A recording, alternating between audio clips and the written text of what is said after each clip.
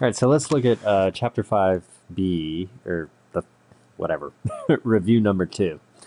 So in this one, you got to solve some equations. So we're actually solving for x here, not just factoring. But this whole unit is all about factoring, so you know you're going to have to factor at some point. And then we have to give any answers, including imaginary ones if they come up. Okay, so let's look at A. So A, we've got a cubic, 21x cubed minus 7x squared minus 12x plus 4 equals 0. So the idea is that we ought to be able to factor this thing. And if you notice in the first two terms, I can take out a 7x squared. And if I do that, I'm left with 3x minus 1. And then in the second two terms, I could take out the goal is to end up with 3x minus 1 here. The only way to do that is to take out a negative 4. So if I then factor, and so that has to equal 0. Don't forget the equal 0 part, like I almost did. So in the next part, I can take the 7x squared and minus 4, because I have that many. I've got 7x squared, 3x minus 1s, and then I take away 4 of them. So I got 7x squared minus 4, 3x minus 1s. Okay, so now I've got something times something equals 0. And anytime you have a times b equals 0, well, either a is 0 or b is 0, or they're both 0. So that's what we do. We set up 7x squared minus 4 equals 0, or 3x minus 1 equals 0. And then if we solve the first equation, we get 7x squared equals 4. So x squared equals 4 over 7. So then that's going to mean that x is going to equal plus or minus root 4 over 7. And if I simplify that a little bit, that's plus or minus 2 over root 7. And then we got to get the root out of the bottom. So if I multiply by root 7 over root 7, then I'm going to get plus or minus 2 root 7 over regular 7.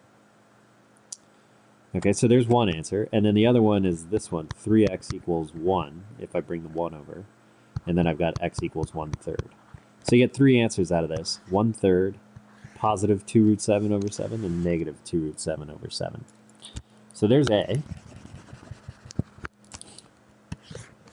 So for B, we've got 4x to the 4th plus 11x squared minus 3 equals 0. So this is also a disguised quadratic, like in number 1b, I think it was. So, because it's got an x to the 4th, and then it just goes to x squared right away. There's no x cubed term. So you could say, well, let's turn x squared into y.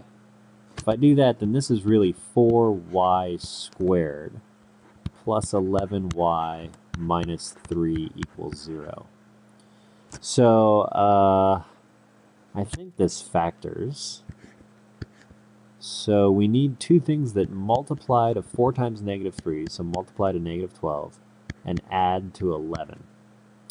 So let's see, that would be, so if it multiplies to a negative, one's got to be negative, one's got to be positive. So, and if it adds to positive 11, then this has to be positive 12, and that has to be negative 1. So what I can do now is split that middle term. So I've got 4y squared, and then the 11y turns into minus 1y, and then plus 12y, based off of these. And then minus 3 equals 0. So then we can factor out a y in this one, and I get 4y minus 1. And then you want to get a 4y minus 1 over here as well. So the only way to do that is to take out a 3 from both terms, equals 0. So then I've got y plus 3 times 4y minus 1 equals 0. So then y plus 3 equals 0, or 4y minus 1 equals 0. So then this is going to be y equals negative 3, or 4y equals 1, so y equals 1/4. Now you can't stop there, though, because I made up y. The original problem doesn't have y in it. It has x squared instead.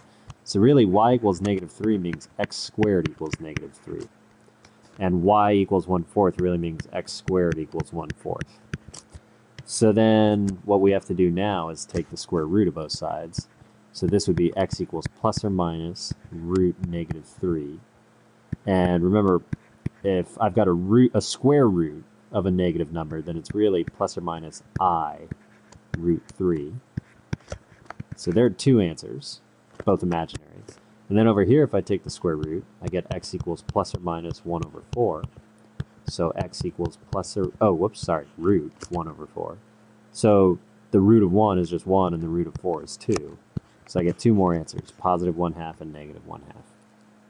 So we get 4 answers out of that. 2 imaginary ones and 2 real ones. Okay, hope that helps.